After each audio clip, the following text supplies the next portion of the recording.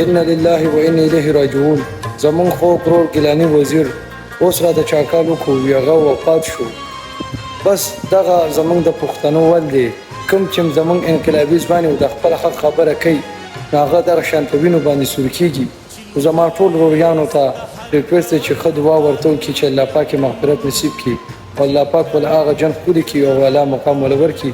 او د ملګرو د ګیلمن وزیر په عقله باندې چې کوم په ټیک ټاک دی نه علاوه په سوشل میډیا څخه شروع دي یعنی خلک د خپل ویوز د پاره چې کم دی هغه داسې مختلف قسمه پوسټونه کوي د ټول نمخ کې خو تاسو ته دا وایم چې ګیلمن وزیر هغه د اسلام آباد کم پیمز هسپتال چې دی پاغي کې داخل دی او مړ نه دی یعنی دی روډ چې کوم ویډیو جوړ کړو دی نه علاوه داسې مختلف قسمه سوشل ورکر چې کم دی ویډیو جوړ کړی وي او په هغه کې ویلو چې ګیلمن وزیر هغه وفات شوی دی. زه تاسو ټول ته ویم چې ډیر زیات په سخت کنډیشن کې دا وخت پروت دی خو مړ هغه نه دی.